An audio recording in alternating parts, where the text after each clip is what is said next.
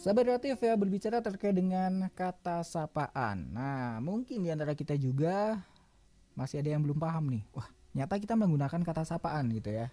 Nah ini, makanya kita akan belajar sahabat kreatif terkait dengan itu semua bersama dengan Bu Junjung sahabat kreatif ya, terkait dengan tema kita yaitu kata sapaan dari mata pelajaran Bahasa Indonesia.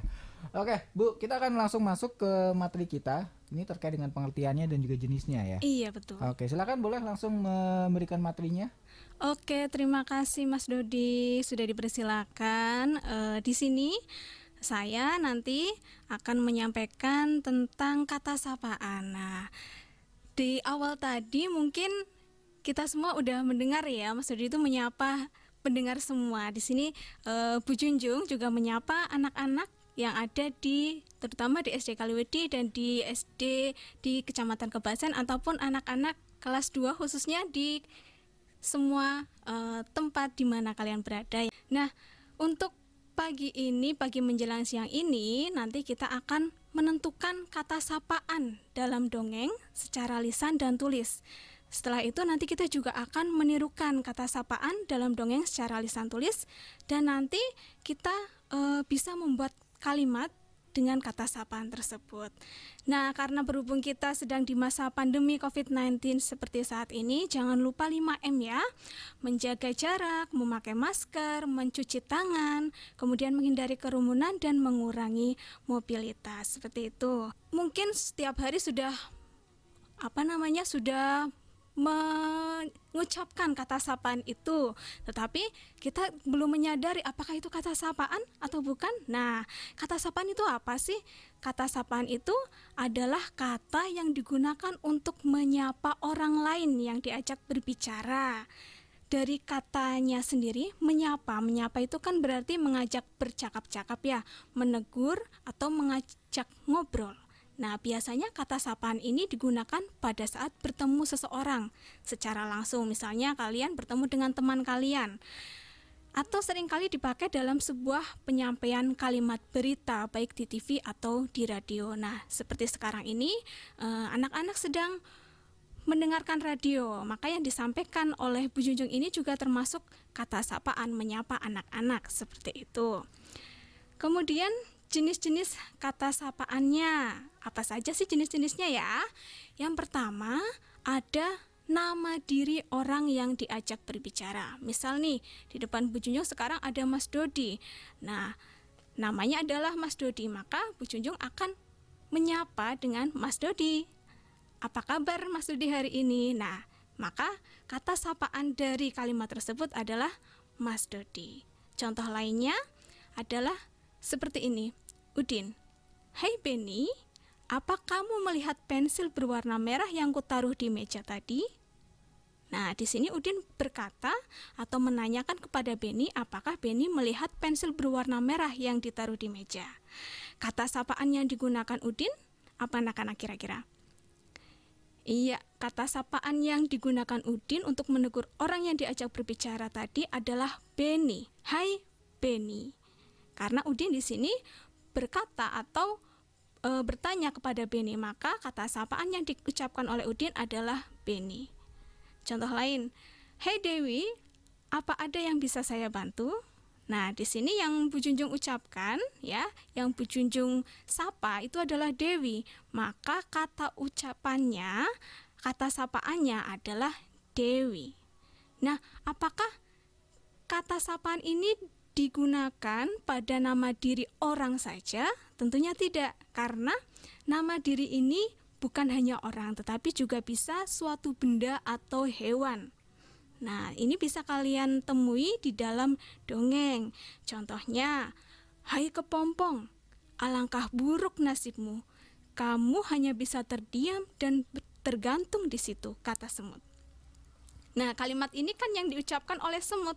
Semut ini berkata kepada kepompong, menyapa kepompong. Ada kata-kata hai kepompong. Maka kata sapaan yang diucapkan oleh semut ini adalah kepompong. Contoh lain, selamat pagi kancil. Kamu mau pergi kemana? Tanya buaya. Nah, di sini buaya menanyakan atau bertanya kepada kancil. kancil akan pergi kemana? Ada kata-kata selamat pagi kancil. Nah, disinilah kata sapaan itu, yaitu kata sapaan yang digunakan oleh buaya adalah kancil. Sampai di sini paham ya anak-anak ya, bahwa jenis kata sapaan yang pertama tadi digunakan pada nama diri orang yang kita ajak bicara atau pada nama diri suatu benda yang dapat kita temui pada percakapan sebuah dongeng. Selanjutnya untuk jenis yang kedua yaitu kata sapaan yang digunakan dalam panggilan di dalam keluarga atau hubungan kekerabatan. Seperti yang sudah kita semua ketahui bahwa di keluarga itu kan ada kakek, nenek, bapak, atau ada yang menyebutnya ayah, kemudian ibu, mama, paman, bibi, abang, kakak, adik, dan sebagainya. Itu termasuk ke dalam hubungan kerabat atau hubungan keluarga. Nah, ini kata sapaan juga digunakan untuk menyapa mereka atau menyapa orang yang misalnya kayak kakek, maka kita sebut sebagai kakek, seperti itu. Contohnya, ayo ibu, saya sudah tidak sabar dan melihat rusa di kebun binatang. Nah, dari kalimat tersebut pasti anak-anak udah mengetahui ya, kira-kira kata sapaannya apa ya? Iya, betul, di situ ada kata ayo ibu. Nah, berarti si anak ini menyapa ibunya. Maka kata sapaan yang terdapat dalam kalimat tersebut adalah ayo ibu, yaitu ibu. Begitu ya. Kemudian si ibu menjawab, baik nak, sabar ya, kita harus membeli tiket dulu. Nah, di sini si ibu berkata kepada anaknya dengan sebutan nak. Apakah harus sesuai dengan anak itu kan bentuk utuhnya adalah anak ya, bisa kita singkat dengan nak. Apakah harus pakai kata anak? Oh, tentu saja tidak. Misalkan tadi ada kata kakak. Nah, bisa kita sebut kak, itu juga termasuk kata sapaan. Tidak harus utuh kakak atau mungkin dik, dari kata utuhnya adalah adik, seperti itu. Nah, kembali lagi ke kalimat tadi, baik nak, sabar ya, kita harus membeli tiket dulu. Maka kata sapaan yang diucapkan oleh ibu tadi adalah nak. Begitu. Untuk selanjutnya, yang ketiga adalah kata sapaan atau sebutan seseorang yang berbentuk kata ganti. Contohnya adalah saudara, Anda, tuan, nyonya, nona, dan sebagainya. Contohnya bagaimana? Contohnya, maaf tuan, kami tidak bisa menangkap tawanan yang kabur. Kira-kira dari kalimat tersebut, kata sapaannya yang mana ya? Iya, dari kata maaf tuan. Tuan tersebut termasuk ke dalam kata sapaan. Begitu.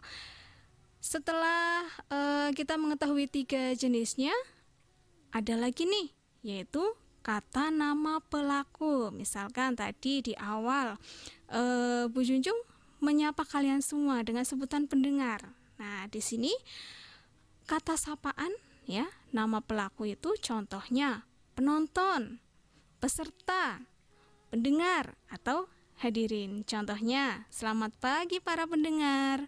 Nah, ini kata sapaannya adalah pendengar. Jadi untuk yang tadi kita kan sudah belajar tuh jenis-jenis kata sapaannya bagaimana ya, kemudian cara mengucapkannya bagaimana. Mungkin anak-anak sudah biasa mengucapkannya di kehidupan sehari-hari, kemudian baru tahu oh ternyata itu adalah kata sapaan gitu kan. Nah, kemudian kalau itu diucapkan yang tadi, kemudian yang gimana sih cara menuliskan kata sapaan, bagaimana caranya gitu ya.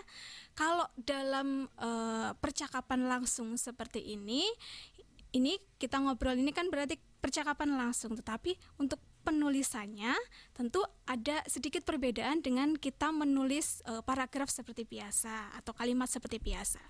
Jika dalam bentuk tulisan, kata sapaan terdapat dalam kalimat yang diberi tanda petik. Nah, mungkin anak-anak biar lebih memudahkan dan lebih memahamkan, anak-anak bisa mengambil alat tulisnya ya, mengambil buku, mengambil pensil atau pulpen, nanti kita akan belajar bersama bagaimana cara menuliskan kata sapaan tersebut. Tadi sudah dijelaskan dalam bentuk tulisan itu, kata sapaan terdapat dalam kalimat yang diberi tanda petik. Anak-anak sudah tahu ya tanda petik yang bagaimana? Ya, ada tanda koma di atas 2 ya, petik 2, atau yang terdapat dalam dialog. Nah, dialog di sini artinya kan percakapan antara 2 orang atau lebih. Ya, misalnya Beni sama Udin sedang bercakap-cakap. Kemudian dituliskan, maka itu kita sebut sebagai dialog. Atau disebut juga kalimat langsung. Kalimat langsung ini adalah kalimat yang diucapkan langsung oleh pelaku itu.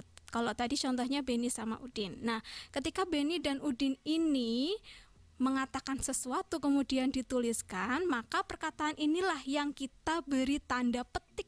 Ya, petik 2 ya di atas ya. Nah, contohnya bagaimana? Ayo kita temukan kata sapaan dalam percakapan berikut ini. Nah, di sini Bu Junjung menuliskan Marwa, titik 2, kemudian ada tanda petik di atas. Ada tanda petik di atas, tanda petik 2.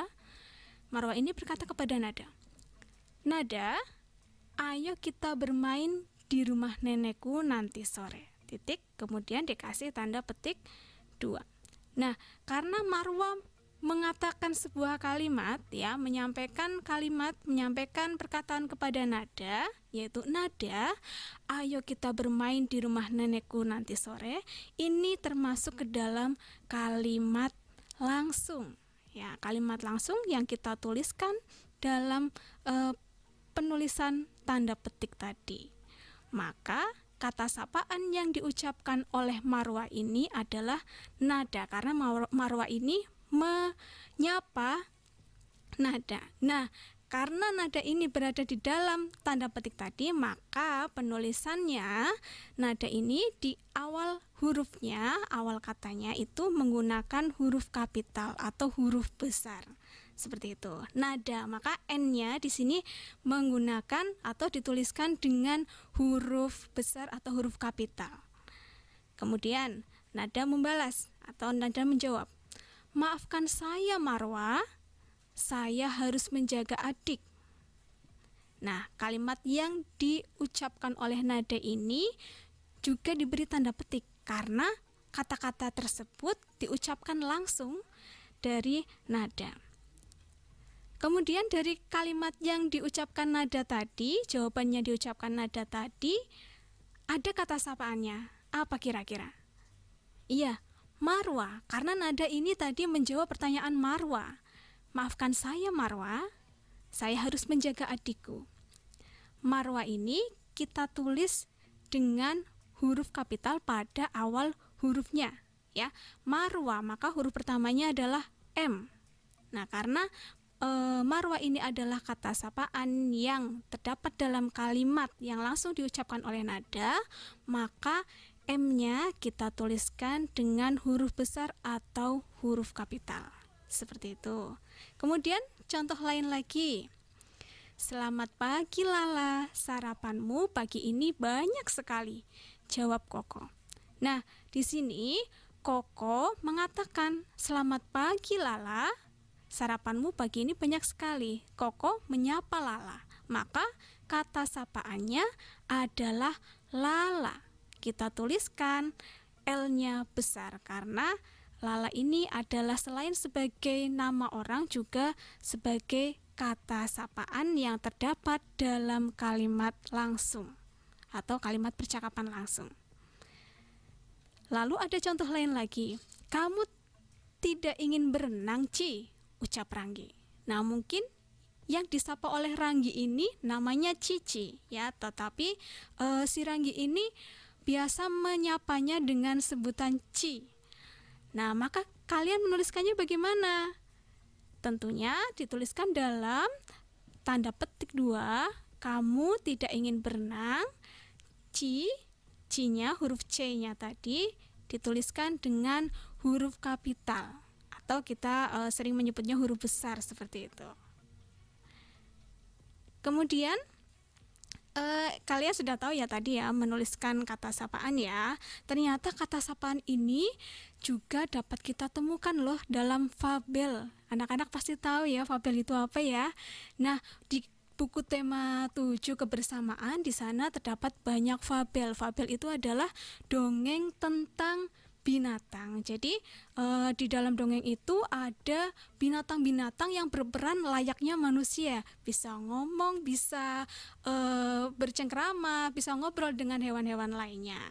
Nah, di situ nanti kita akan mencari mana sih kata sapaan yang ada di dalam dongeng. Tetapi sebelumnya tadi sesudah kita belajar tentang menuliskan kata sapaan, mudah-mudahan anak-anak sudah paham ya bagaimana cara menuliskan kata sapaan yang baik.